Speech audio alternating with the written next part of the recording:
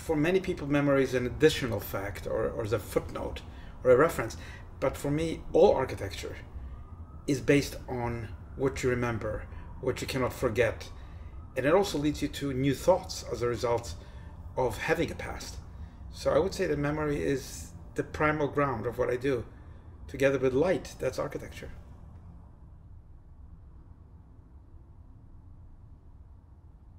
Memory is not a metaphor. It's not an abstract concept. It's the reality of the piece of ground on which you build. That ground is not a piece of tabula rasa, even if it's a green field in Connecticut. It's had its invisible traces, its voices. Memory is the character of a place. And whether it's a rural site, whether it's an urban site, or whether it's actually a site where people have recognized something memorable, whether horrific or not, that has gone on at a site, it forms a sense of the spirit. Well, I grew up in Poland after the Holocaust. My parents were Holocaust survivors. My memory of childhood is very grim. We lived under communism, and we were Jewish. So between anti-Semitism and a totalitarian form of government, even as a child, we knew that there was a vacuum around us. First of all, we had no relatives. We had no uncles, aunts, grandparents. There was nobody left. Out of the millions of Polish Jews, only a few survived. And the city itself mirrored that catastrophe. It was a grim, gray city of empty streets, of people hiding. It wasn't something you had to, be told. It was just something you can smell on the street in the expressions of faces. And the buildings were equally sad. They were dilapidated. They were once glorious. In the 19th century, Łódź was a great industrial city of Jews, of Germans, of Russians, of Poles. But after the war, it was just a shadow, itself a survival of those terrible, terrible years. The only entertainment was to escape from the streets to the small apartment that we had, where we would not be hounded by our classmates, where we would not be told ugly things to our faces, where we would be, so to speak, in a kind of safety zone. And there were books, there was a record player with music, and we were very poor. We didn't have many things. It was on the 4th floor, a walk-up tenement, with a very heavy door that opened into what seemed to be tiny, tiny two-room apartment with a small kitchen where the bathroom and the bathtub were in that space, obviously because of that was the plumbing. The two rooms, all the rooms had only one vista into that dim and sad courtyard, where you could not only look out but be observed by the hostility of your neighbors. In retrospect, it probably looked like a slum. But for us, as I was growing up, it was beautiful. It was our home. Now, there was one escape outside of the home, which was the Yiddish Theater of Lodz. Every week there would be a new play in Yiddish, and that really captured my mind. I would wait and collect those little programs, cheaply printed by the government press. That was really a fantastic escape into reality, because the films were all government controlled. They were all propaganda films. School was one lengthy nightmare, and there was nothing really other to do. So going to the Yiddish theater, and at that time Ida Kaminska, the famous Yiddish actress, she really carried that theater on her shoulders, and you could see the great artistry and the amazing ideas that even as a child you could begin to comprehend. There were only a few props here and there. It was not an elaborate theater. Clearly there was not a lot of money in the post-war years for such a theater, but it was carried by the spirit of singing, the spirit of the stage, the intensity of the language, which was Yiddish, and also, of course, the language of my home. So yes, it formed a real focal point of color, of diversity, of poetry. As the lights dimmed in the theater, even a gray suit would acquire an amazing coloration. even a face that was just a thin face of an actor, probably too thin because food was not available, looked incredible with the shadows of the eyes, and everything came into life in a strange way, ironically, on the stage rather than in the city itself. My mother was an entrepreneurial person. She was a seamstress all her life. She was able to get away from her large Hasidic Orthodox family by learning how to use a Singer sewing machine. And then if you had a Singer sewing machine, you could go anywhere in the world and make something. She did that after war in Poland. Poland was very, very government controlled. You couldn't have a small store with a woman with a Singer machine. My mother was determined. She rented a small store. Really, it was not as big as these two shelves. And in that store, she was a seamstress. She was able to do things for women's apparel. She was also considered the enemy of the state. In Polish, the word prywatna inicjatywa, private initiative, was a crime against society. That's what it was called. And there was always policemen in this little store, this very poor store, which looked like a hole in the wall when I went to see it. There were always police in uniforms checking her manifest. Where did you buy this? How much did you pay? Where did you get this? But she had beautiful fabrics for brassieres, for girdles, for shirts. Sometimes, you know, cream fabrics, soft fabrics. She had the stays that go into girdles that you have to.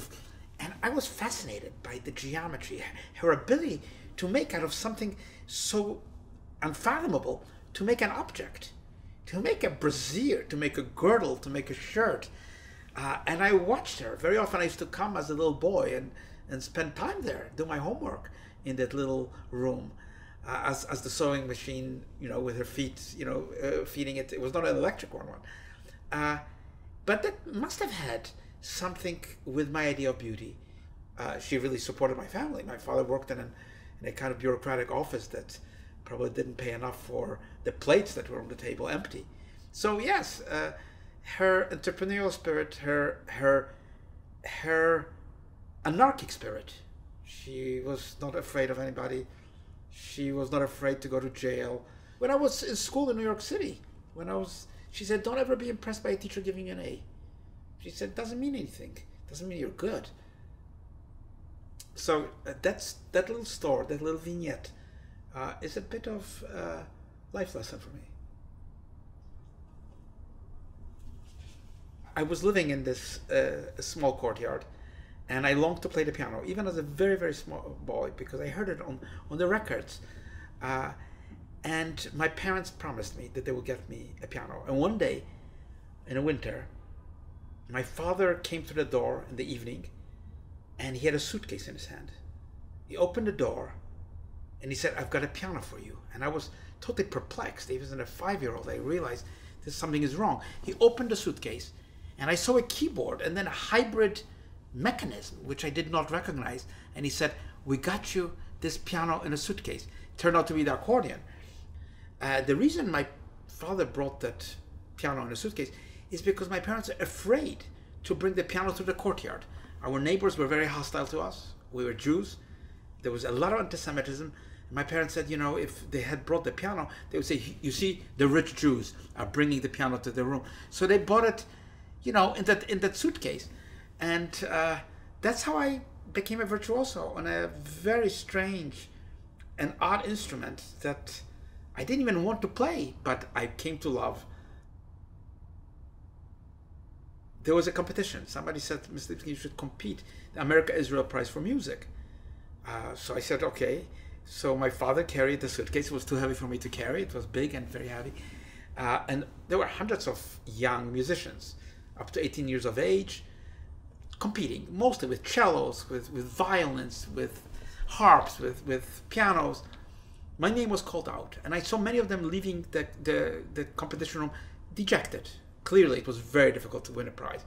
My name was called. My father carried the accordion into the room. In the room sat three people. Isaac Stern, the head of the jury, the great violinist. Zino Francescatti, another genius of violin. Mrs. Kusevitsky, one of the greats in music. And they looked at me like I was a madman. You know, I was 11 years old. Well, what am I doing there? I just walked in, I opened the accordion suitcase. I strapped it with great difficulty. It's very heavy. It almost covered my whole body. I saw smiles on their faces. They thought, this is why is this person here? But when I played, I remember the first 3 chords of the toccata in D minor, their faces became serious. I finished the piece. I played another piece, The Flight of the Bumblebee by Rimsky-Korsakov, and I saw smiles. And then Isaac Stern, the great Isaac Stern, who I met many years later, many times, put his hand around me, took me to the side, and said, you know, Mr. Libeskind, you already exhausted all the possibilities of the instrument. You have to play the piano. And I left that room with the award, together with Itzhak Perelman. Only a few awards were being given. It wasn't like 100 awards were being given. Only a few. Somehow, that seed of doubt planted by Isaac Stern, which was the truth about this instrument, made me lose interest and got me to the direction in which I now wound up, which is architecture. That's an unforgettable scene, to come to New York as an immigrant.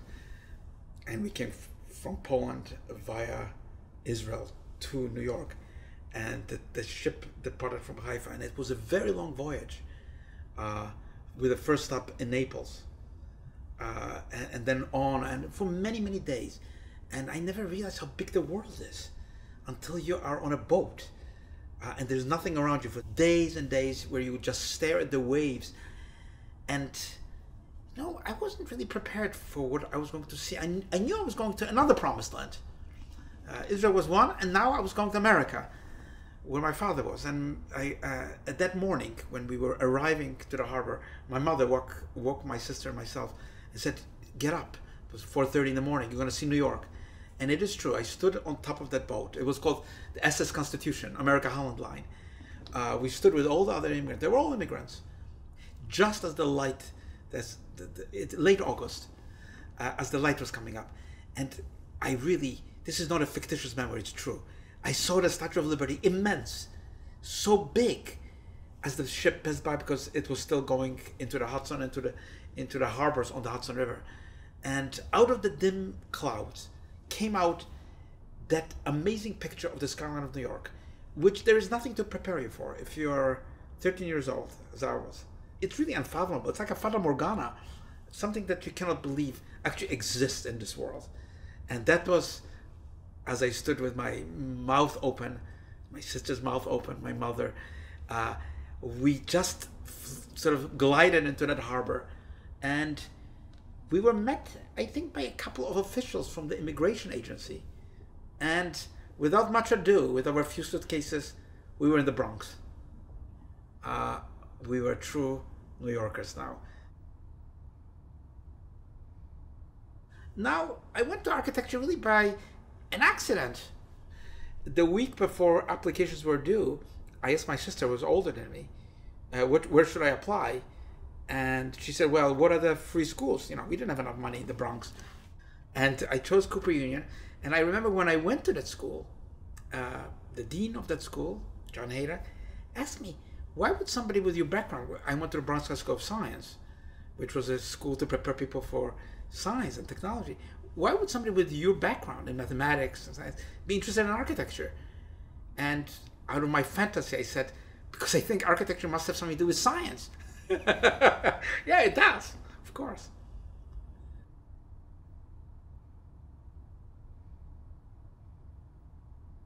I like architecture that has a point to it. Sometimes literally has to have a point to it. An architecture that can be lyrical but has its own strength. I don't know where it comes from. It's something that isn't forced. It's not as if I want to do it. I can't do anything but that kind of thing. And I often thought about it. It has to do with where you're coming from and where you're going. It's not just an objective of squares and rectangles, triangles, and circles, and it's not just a hand-me-down of forms. It has to do with memory, and it has to also to do with not turning back, with not going backwards. With, you know, it's not an architecture of nostalgia or architecture of sentimentality that I do, and it is often an architecture that maybe is not just confirming what the world is about. I've often wondered, now, why does Vermeer use that blue? You know, it's called Vermeer blue. There's no other blue like that. He just liked it. It was a color. The straight line. I like the straight line. I like the straight line that intersects, that hits a point. I like the straight line that, you know, when you look into it, has more straight lines and an infinity of unfathomable labyrinths of things within what seems to be so simple, like the shortest distance between 2 points.